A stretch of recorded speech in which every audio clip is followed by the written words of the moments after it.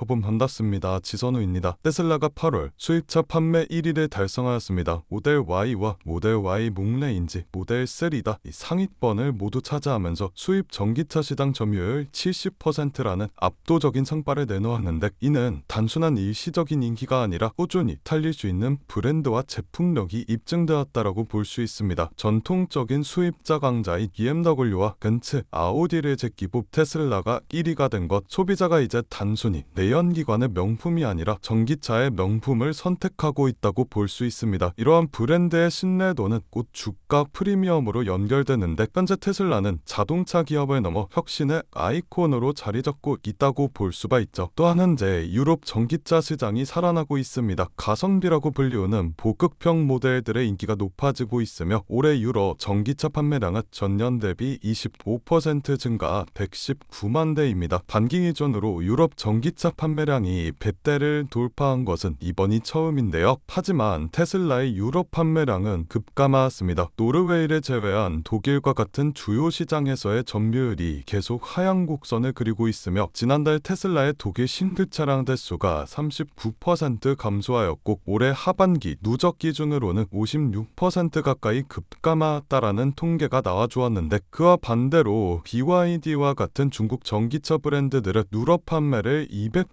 이상 증가시키며 확실한 테슬라의 대안으로 자리 잡았습니다. 아무래도 테슬라 대비 중국 전기차들이 저렴한 게 소비자들에게 큰 메리트로 다가온 것으로 보이는데, 조금은 흔들리는 모습을 보이고 있지만 테슬라가 수입차 1위 자리를 지킬 수밖에 없는 이유들이 있습니다. 테슬라의 대표 모델인 Y는 여전히 유럽에서 베스트셀러로 꼽히며 시장을 선도하고 있는 전기차라고 볼 수 있는데, 또한 지속적으로 자율주행과 OTA 업데이트, 소프트웨어 역량 등 기술 중심의 브랜드 이미지를 유지함으로써 충성도 높은 고객층을 확보하고 있습니다. 이런 여러가지 상황들을 종합해 보았을 때 예비 소비자들은 테슬라가 넘버원이다 라는 인식이 크게 박혀있기 때문에 선택의 폭은 넓어지고 있지만, 테슬라는 프리미엄 전기차다 라는 지위를 유지할 수밖에 없습니다. 지금 유럽 시장에서 테슬라는 어려움을 겪고 있는 게 맞습니다. 판매량이 떨어지고 경쟁은 치열해져 버렸으니까요. 하지만 테슬라가 여전히 수입차 1위라는 사실은 쉽게 바뀔 수 없는 구조적 우위의 증거입니다. 강력한 브랜드와 기술력, 그리고 압도적인 충전 인프라, 그에 맞춰 폭발적으로 커지는 전기차 시장까지, 이러한 요소들이 테슬라를 플래그십 전기차 기업으로 굳건하게 지탱해주고 있다고 볼 수 있는데, 테슬라가 수입차 판매 1위를 차지한 것만으로도 시장에서는 강력한 시그널로 받아들입니다. 소비자의 신뢰, 브랜드의 가치,